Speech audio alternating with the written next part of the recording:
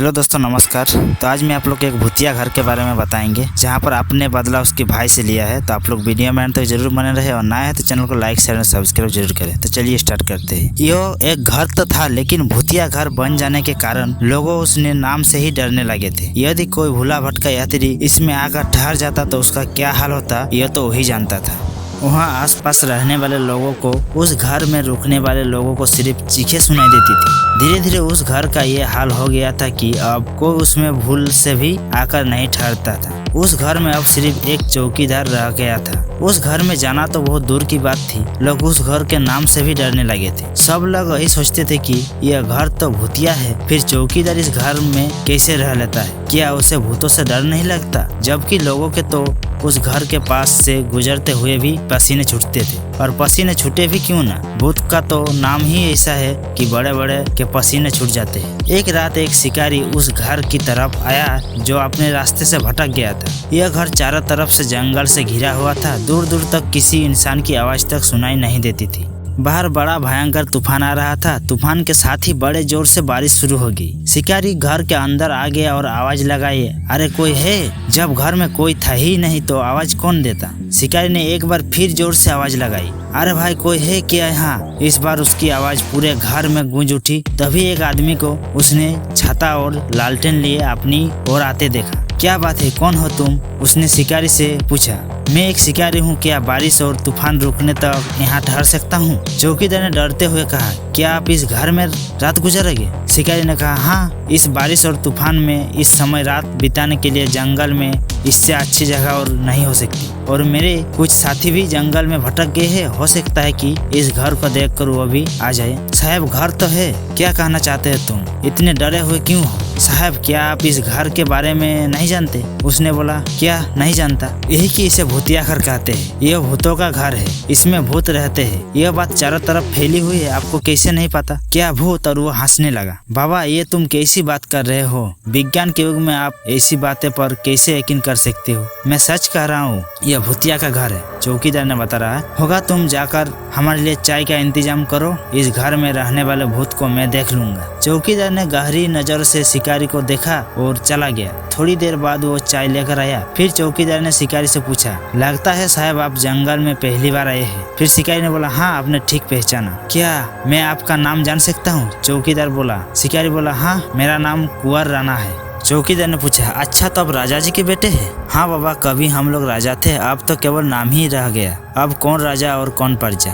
फिर शिकारी उस कमरे से दूसरे कमरे में चला गया और वहाँ जाकर टहलने लगा। टहलते हुए वहाँ की रखी हर चीज को वो बड़े ध्यान से देख रहा था। कुछ चीजें तो उसे जानी पहचानी लग रही थी, मानो वो उन चीजों को पहले देख चुका था। चौकीदार ने बाहर से आवाज लगाते हुए कहा, साहब आपको कुछ चाहिए तो मुझे आवाज दे देना, बाहर हूँ। शिकारी बोला, ठीक है बाबा। इतने में शिकारी को कुछ आहट महसूस हुई, किसी के होने का एहसास। फिर अचानक पायल की छन छन की आवाज होने लगी। शिकारी सोच में पड़ गया, यहाँ तो कोई नहीं है, फिर ये पायल की आवाज। शिकारी उस आवाज के पीछे चलने लगा। फिर अचानक आवाज बंद हो गया। शिकारी ने देखा उसके सामने एक सुंदर लड़की खड़ी थी। शिकारी ने पूछा, कौन हो तुम? लड़की ने कहा, मुझे तुम्हारा ही इंतजार था। फिर शिकारी ने बोला, मेरा इंतजार? और वो हंसने लगा। फिर भूत ने बोला, हाँ, तुम्हारा ही इंतजार, अब मेरा बदला पूरा होगा। कैसा बदला? इतना कहकर लड़की गायब हो गया। शिकारी के डर से पसीने छूटने लगे और वो चौकीदार से बोला, बाबा वो लड़की कौन थी? चौकीदार बोला, साहब वो मेरी बेटी सुमन है। शिकारी चक कर, क्या बाबा तुम्हारी बेटी है? लेकिन वो एकदम से कहाँ चली गई? चौकीदार बोला, साहब वो चली नहीं गई, वो अदृश्य हो गई। शिकारी, ये सब क्या हो रहा है? मेरी तो कुछ समझ नहीं आ रहा है, बाबा आप मुझे विस्तार से बताइए। चौकीदार रोते हुए, साहब दुर्भाग्य से वो मेरी बेटी है जो अब जीवित नहीं है। उसे आपके बड़े भाई से प्रेम हो गया था, तब आप बहुत छोटे थे। लेकिन जब आपके पिताजी को ये बात पता चली तो राजा जी ने मेरी बेटी को फांसी की सजा दे दी। उसका शरीर तो खत्म हो गया, लेकिन उसकी आत्मा बदले की आग में जल उठी। वो एक भयानक प्रेत बनकर लौटी और एक एक करके उसने सबको मार डाला। आपको राजा साहब पहले ही पढ़ाई के लिए बाहर भेज चुके थे, लेकिन सबको मारने के बाद भी उसका गुस्सा शांत नहीं हुआ। उसे आपका ही इंतजार था, अब वो आपको मारकर अपना बदला पूरा करना चाहती है। चौकीदार वहाँ से उठकर बाहर चल गया। तभी शिकारी को तहखाने में से किसी के रोने की आवाज आने लगी। वो डरते डरते तहखाने की ओर और चला जैसे ही वो तहखाने के अंदर गया, एक डरवानी आवाज आई, आओ छोटे कुंवर,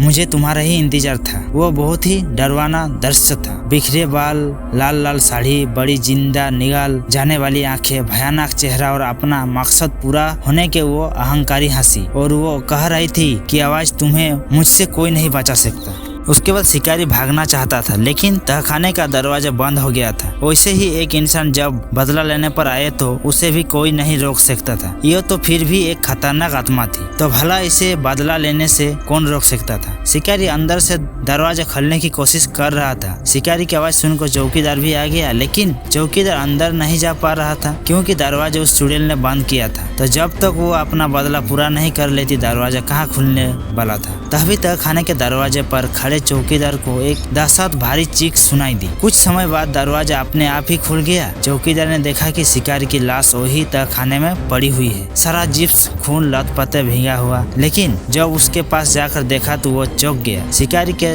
धड़ पर सर नहीं था, उस चुड़ैल उसका सर ही उखाड़ लिया था। तभी उस चुड़ैल की भयानक हंसी दोबारा सुनाई देने लगी और वो कह रही थी, आज मेरा बदला पूरा हुआ। इतना कहते ही वो तहखाने के अंधेरे में ना जाने कहा गायब हो गया। फिर किसी ने कभी उसको वहां दोबारा नहीं देखा। तो आज की स्टोरी इतना ही, फिर मिलते हैं नेक्स्ट वीडियो में।